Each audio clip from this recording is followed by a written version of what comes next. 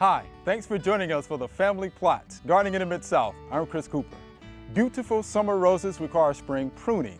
Also, there are thousands of different garden tools, but which ones do you really need? That's just ahead on the Family Plot, Gardening in the Mid-South. Production funding for the Family Plot, Gardening in the Mid-South is provided by the WKNO Production Fund, the WKNO Endowment Fund, and by viewers like you. Thank you.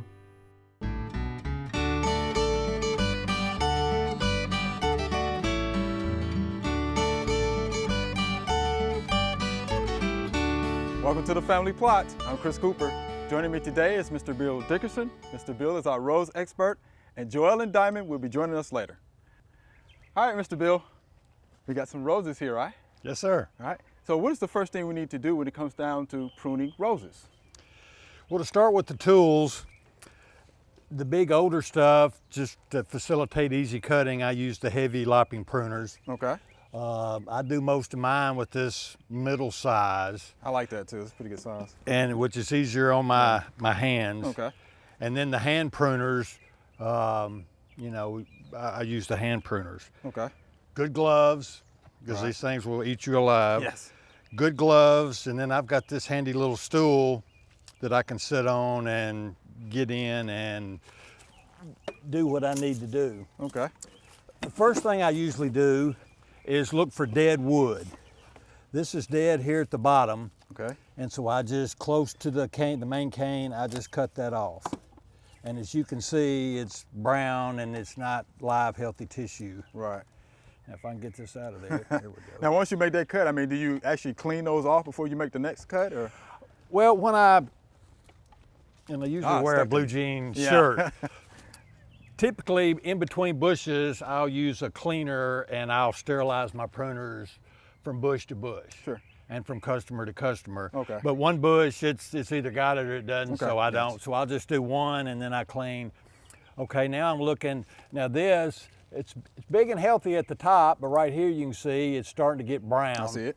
And it's dead, so just to facilitate, I'll just cut it as close as I can and I'll cut it off. All right. Here's a small one, which is kind of a small cane. I'll get rid of that. And I'm opening the bush up as I go. Anything smaller than a pencil, you try to get rid of. So get rid of it. All right. I'm just going to take this out to open up the center of the bush. So why do we need to open it up, though? That's to get the air moving through and. Air moving through, black spot is your Right, biggest enemy, and you have to spray, which is a fungicide. Sure. And if you've got air going through, it doesn't just sit and sit in there, and anything, if it's too close, you're going to get disease. Okay. Gotcha. If you get rid of the dead wood and the little small stuff, it just kind of, it gets easier and easier to figure out where you are. Right. You can see it pretty good, huh? You can see see, what you're you doing. try to get rid of, now keep in mind I'm gonna go down to about, depending on the bush, the bigger bush, if I left it here, it's gonna have more blooms with smaller blooms. Now, if you cut it down to 12 inches to 18 inches, you're gonna have fewer blooms, but they'll be bigger Bigger blooms. size, right. So if you're wanting to take them in the house, you may cut them down a little more hard. If you want a lot of blooms, you just leave them out just for garden rows. Okay. Now here's another one that's kind of going in the middle. I'm gonna take it out. All right. You always clean up after yourself, because if you don't, you come by here 2 or 3 days later and get on a knee to look at something, and those prickles and thorns will get you. They jump up and get you. I got you. This little small growth that's not gonna do anything, I take those out. Okay. So again, anything that's growing on the inside, you definitely want to take those I try out. to make everything grow out. Now, find a good example. Right here, example. I cut right above where the leaf axle is, and we're a little late because everything's leafing out. Ideally, you want it where there's nothing there. But when you see these leaf structures at the leaf axle, if I cut above this, that next cane's going to go into the bush. Right, I see. If I cut above this one, it's going to go the same way this is. Okay. So I kind of manipulate Mother Nature. I try to cut where this new cane, where I cut it off here last year, I cut it so that it would grow out and not in. Right, I got you. Now, Makes sense. That's Now, a- this probably took years of practice, right? To be able Well, to it, get it down the way it you want takes, and the first time I'm like, oh, I don't know how I'm going to do this. But if you mess up, it's just like a Barrett haircut. It'll come back, Come back. and you just and you learn from your mistakes. This will come up and be out of the way. I'll just kind to. of Okay, take it's that going off. way. Okay. This is in the middle. It's a little harsh, but you have to kind of teach this. I'm just going to take this whole big guy out. Okay. And it just opens up the bush. And the more you take off, you're going to put that energy into the canes that you have left. Okay. Here, I'm going to look for a bud eye. There's one facing out towards Chris. I'm going to cut it back that direction. All right. And I kind of think about what I'm doing. I may have them a little taller in the middle of the bush, and then on the bottom, where they're away from each other, and you'll have a nice form. Okay. Here's a crossing cane. Yeah, I see This that. is a big, healthy Rubby. cane. This is a little smaller, so I'm going to sacrifice Gotcha. that one. Now here's some dead wood, Okay. and the more you open it up, the more you can see. Here's some dead wood. I'm going to take it Oh, out, it is. It's hollow. and then let's see. I'm going to take this to there. I'm going to leave this bush typically a little taller than most. I found a bud eye right here. I want it to come out, so I'm going to cut there. I'm going to face this because there's a bud eye here, and the next cane will come out. Now, could you tell us bud eye? I mean, what do you mean when you say that? Well, on the cane, where this comes out, you've got a shot for 3. Here's 2 right here. Let me cut this off. Like right here, where a leaf is going to be, you cut it right above that. It's either going to come out as a cane or it's going to come out as a leaf. And you've got 3 shots to get a cane to come out of that. Okay. So a lot of times if I was going to do this, I would just break that you just off. clean it off. Okay. Because I don't want leaves, because it's a little late. I don't want leaves. I want a cane to come out. Okay. Gotcha. And typically this time of year, I try to do it before they start leafing out. You can see this is starting to leaf out. Yeah, that's now a it's lot. already leafed out. And I'll break this off and then hope that I'll get a cane out of it instead of a leaf. Okay. I got you. All right, over here, there's a little sticking out on this I side. see it. Later on, that'll have a leaf on it. In the spring, everything starts from the top and works its way down. So where I prune here, the canes will come up from the top. You'll get some from the bottom, but most of them where I prune, that next cane like this is going to come back that way. Okay. This is coming in the middle, and I see it's bothering Chris. I'm just going to take It's it bothering down me. real low. All right. And you're like, oh no, I've got this big. Well, once I cut it, and let's just say I cut it here last year, the new cane's going to come out. And you want your bigger canes at the bottom instead of up here at the top. Okay. Because at the end of the year, like some of these, they'll be 10 foot tall. Wow. That's questionable. Is there a hole in there, Chris? There's a hole. It sure is. Well, let's just, Ah. all right, here's the right. culprit. You see where a leaf borer, not a leaf borer, cane Cane borer, borer, don't touch that. That will, and that's why you use the Elmer's glue. After I prune, I'll come on top of these and put just a dab of Elmer's glue, not a lot, just a dab, and that's just enough. It's a little old critter, and he'll drill and lay his eggs, and he might go a ½ inch, or he might come all the way down. So if you go ahead and do that, you'll save a big cane like that. So it can be saved though at the end of the day. It can, and Can what be, I typically do is I'll just cut. See, Yeah. he went down He went pretty down deep. Yeah. So I'm gonna let's just see how deep he went. Getting close. But you want to get the healthy white pith in the center. When you do cut it back, as bad as that looks, and I'm gonna getting stop better. there, it's starting to brown up some, then you'll have a healthy cane come out. Okay. Now, this is a new cane, which you want to do. It's not a basal growth, which comes at the root graft. I'm gonna, wish I had eyes in the back of my head. I'll go back and double check that. I'm gonna cut that. The next year it'll shoot a cane, well, through the summer it'll have a cane and a bloom, which it takes about 40 days depending on the size of the blooms. Once you cut that, in 40 days you'll get a new cane come up, it develops a cane, and then you'll get a bloom. Okay. And then in 30, 40 days, then prune it back. Now I see where this is gonna go this way, and I can see the little red dot. I'm gonna cut just typically about 1/4 of an inch. Ideally, if you do it at an angle and run the water away, that's fine. Sometimes I do that and sometimes I don't. And ideally, a bush is 8, 10, 12 years old. You wanna take a big healthy cane like this, cut it out in hopes of getting a newer cane, because sooner or later it's gonna die. Okay. So you get rid of it, you get rid of all that energy that's spent to that, and you're putting it in a new cane, and then that way you keep your bush invigorated. All right, Mr. Bill, look, we definitely appreciate this pruning demonstration that you've shown us today. Well, thank you, much. Chris.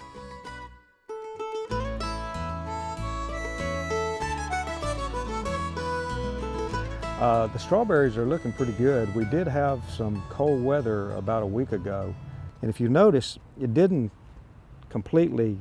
immediately kill the bloom. Here, it's dark on the inside of this bloom. This is one of the older blooms. That strawberry is dead. It's not going to make it. But if you look at these here to the side, these were probably not in full bloom last week. They were just before bloom, so they were able to handle the 29 degrees.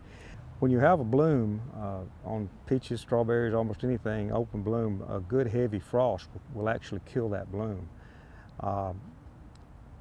If it's before bloom or after bloom, sometimes it can stand temperatures down to about 28 degrees. So we were in the range of where these strawberries got hit pretty hard. Well, good thing about strawberries, if you knock all of the blooms off because of a frost, they will start blooming again. And 30 days from when that bloom starts, you'll have ripe fruit. Hi, Miss Joellen. Spring is almost here, right? Yes. Folks are itching to get out into the garden, Right. but they need good gardening tools, right? Yeah, there is an array of gardening tools that I use all the time. Okay. And we're just going to go over some of them today. Sure. If that's okay. That's fine. And That's just fine. the number one garden tool that I use all the time are these Yes. hand pruners. I would agree. And there's so many things you can do with these hand pruners. I mean, I keep them with me almost all the time when I'm out in the garden. There are all kinds and they're all good, but the best thing I can tell you is make sure that they are scissor action ones. Right. Where they bypass, this blade passes this other blade. That's the scissor action ones are the best. They last the longest. Some of the others that are anvil don't last as long. But these, no matter how inexpensive or expensive they all work the same and they all work well. Yes. And if you've noticed, since it's the beginning of the year, I have already cleaned and sharpened all of my tools You did a good for the job. winter. They look good. Including the wood parts have linseed oil on them. So everything is ready for the spring. Mr. D would be so proud of you. Yeah. The other thing I use all the time are gloves. Yes. There's so many things that are sharp out there. I just have gotten comfortable wearing gloves, and if you use gloves enough, you will be comfortable wearing gloves. True statement. There. So now these, besides cutting things up to stems up to about 3/4 of an inch, if you need something a little larger than that, then you're going to go with these called loppers. And they give you more leverage, and they've got a bigger blade on them, and you can cut stems up to 2 inches with these. So anywhere from 1 to 2 inches cuts with the loppers. If you need anything any larger than that, I would suggest the hand pruning saw. And I like the ones that have a retractable blade because these are very sharp. And what's good about these is they're not like a regular saw. They cut on the pull. Ah. So, and they cut this particular one with this double serrated edge it cuts really fast on the pull, almost like butter through like up to maybe 3.5, 4-inch limb, but I wouldn't do anything any larger than that. Okay. About 3 inches is average that I use this for. But cutting on the pull is Cutting good, on the though. pull, Yes. because it's not like a saw, but it cuts more on the pull, so you're pulling it back to cut it. That's good. That's what's different about this type of saw compared to regular saw. Another thing that I use a lot for planting seeds is this claw. Sometimes weeding, if you've got some small weeds, it's easy just to scratch the ground and get the weeds out. Okay. Also, when you're planting seed beds like lettuce and radishes, onions, Good small example. seeds, you get a good, you can rough up the ground and get a nice seed bed for the seeds to be planted. So I use that. Okay. Trowel. Oh, this is another one that I use a whole lot for a lot of things. Now, I like the narrow. There are wider blades. Yeah, I like I the have one of narrow those. blades. I think this part of the country with the soils we have, this one seems to, get into the soil and able to work easier to make a hole to plant, small plants with this one. I also will weed with it. All right. You can just sit and cut around the ground and get the Yeah, weeds the little up. shallow weeds. Yeah. I use it a lot for a lot of different things like that. And then there's something like this. It's called the pruning fork. Dividing plants is the number one thing I use, and digging up bulbs like tulips that are done for the year. Okay. That's what I use that for. Could you use that for a compost pile? Yes, and turning compost. I do. See, I compost on the ground, so Oh, okay, I don't I have got you. piles, but yeah, that's you what I could, would okay. use for that too. Next is one that a lot of people don't know about, and it's a triangular shaped hoe, and it's called a Moro hoe. Again, it's good for weeding, but it's really good at making edges on beds. Like if you got a sidewalk and you've got a planting bed next to it, it makes a nice edge so that you can put mulch down to the sidewalk Okay, so gotcha. that the soil won't keep running out onto your sidewalk. I use it a lot for that, and I also use it in the garden. When I make my rows for planting my corns or my beans, I just roll this down and I just can see set that and dump seeds the in, and seeds. then Okay. and you just take it and you just cover it back up. It makes it real easy to plant rows of seeds in the garden. So I'd use it for that. Next is a small shovel. And after the transplant trowel, I mean, if the plant is like a quart or a gallon size, so it's a little bit bigger, I will use this to plant those plants. So it's just a little bit small plants. Okay. Gallon size and below. It's good for that. Then, of course, if you've got landscape shrubs and trees, you're going to need and to do some heavy, like we've used this out front to turn up the amendments for our bed. So that's when I use the larger shovel for. And of course, then next is the leaf rake. And I use it not only to get debris out of the way, leaves, I also disseminate The mulch, mulch. if you watched me with that. So it's very versatile, and cleaning up the yard with anything. I like the leaf rake. And of course, then there is the garden rake. And this is to move like rocks and mulch and dirt in large quantities. Okay.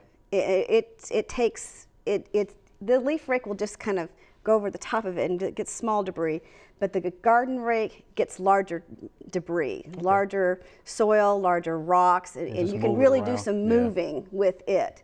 And I probably use it the least, but I still, when you need to move something, you really need it. So I've always had one and have used it. And of course, the last thing you need Last. is a broom. It's a good broom. It's a good broom, Yeah. because you should always clean up after yourself. So those are the ones if I use all the time. These are the ones that if you're starting out, these would be good tools for you to have for your garden.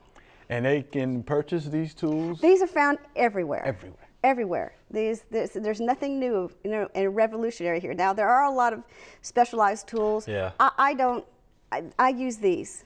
You find them anywhere. I haven't found anything else that I like more than what I already have. So I've been using these. And they look good. I mean, you cleaned them up real good. I did. But again, if you had to use one tool, what would that one tool be? If you just had to have one, I it just would be- I would move my hand printers because they do just so much. Right. and in And, the being, garden, and in the being landscape. agents, you know, we have to have that because we stop on the side of the road and prune yes. things for demonstrations and, Yeah, we do. you know, and such. So But yeah, agree I with that. like my hand pruners. Actually, the hand pruners was probably the first one I had for myself when I was starting out. So, and I've gathered all of these over the years and inherited some of them. So. Okay. And it's always good to, you know, clean the handles off too, so you don't get splinters. Yeah, and those type of things. And one thing is, if like with the crepe myrtle bark scale now, if you're pruning with any of this on your crepe with the crepe myrtle bark scale, you want to disinfect that because you don't want to transfer that to another crepe myrtle that doesn't have it. And if you have to cut and dig up diseased plants, it would be best if you put a little rubbing alcohol or a little bleach water or something on them to disinfect it so you don't move diseases and or bugs in your own yard. Good point. Glad you brought that up. All right, we appreciate that. That was good. We know these are your tools that you use. These are mine. These are mine. Good deal. Thank you, Ms. Joel. I appreciate that.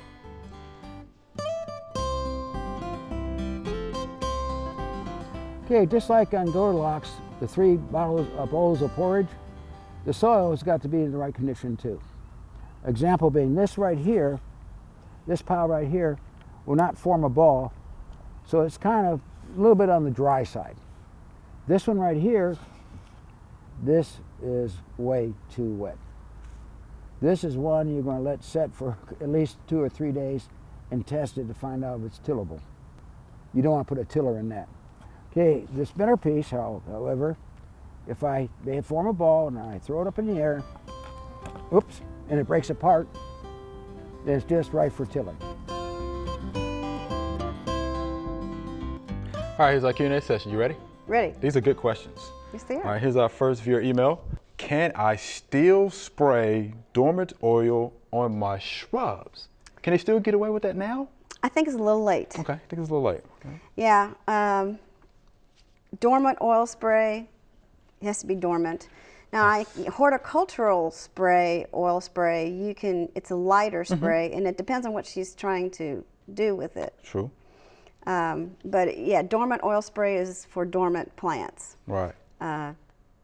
So that's And usually, and we don't know when things go dormant because we don't know about our weather. Right. We have had no frost clear into December some years. So, and I wouldn't spray the dormant oil spray on them until all the leaves went off the tree. So. Right. Right. Yeah, our weather is unusual, but dormant oil spray is when it's dormant. So whenever it's dormant. And then February is probably the last time that I would spray it, unless we have a really early spring. Right. But yeah, you have to spray it in the cold part of the winter for dormant oil spray. Right, because if you spray too late, then there's a chance that you damage those blooms or flowers. Yes, and you can also burn the leaves. If it's an evergreen, you can burn the leaves with it too. So when the plants are dormant, Dormant. pretty much for you. Okay. All right. So here's our next viewer email. Is early spring the best time to prune my azaleas? And you know what? We get that question every year about this time at the office. You would think people would understand it a little bit, but you still get that same question. So what do you think? Well, you can prune something that blooms after it finishes blooming. So I would wait till they bloomed first and then cut them back, even if it's severely. You know, but you're going to cut off all your blooms if you cut it now before it blooms. And that's the whole point of having azaleas. They're beautiful. Yeah. So let them bloom first and then cut them back. Right. And that goes for anything that blooms in the spring. Right. If it's going to bloom in the spring, let it bloom, then cut it back. All right, so do it after it finished blooming, okay? Here's our next viewer email. When is the right time in the spring to plant lettuce and other leafy greens? And that's another question we get this time of the year. So when is that time? Well, now is the perfect time. It's perfect, right? Perfect time. Yeah, March, early March. And of course, we're talking about what? Collards, kale, mustard, turnips. And lettuces, radishes, radicchio, and mucilix, all of those. The spring, this cool weather, they love. Right. I used to hear my grandfather, was a farmer, would say anytime pretty much after Valentine's Day, you can actually plant your greens, your leafy greens. So this would be the perfect time to get that done because they're cool season crops. Definitely right? cool season. And they will definitely let you know when it gets too warm because they'll start bolting. Yeah. Okay? And they will not taste that well either. Yeah, and bolting is when they start setting up seeds, flower heads and seeds. And yeah, and it's too late. And it's too late at that point. Time to turn them under for compost and plant some of the warm season vegetables. That's right. So there you have it. Go ahead and plant that now. You'll be just fine and you can enjoy that crop going into the spring. That's right. All right, let's do all the way out of time. It's fine.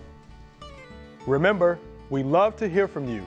Send us an email or letter. The email address is familyplot@wkno.org and the mailing address is Family Plot 7151 Cherry Farms Road, Cordova, Tennessee 38016. Or you can go online to familyplotgarden.com. That's all we have time for today. Thanks for joining us. For more information on what we talked about today, go to familyplotgarden.com. I'm Chris Cooper. Be sure to join us next week for the Family Plot, Gardening in the Mid-South. Be safe.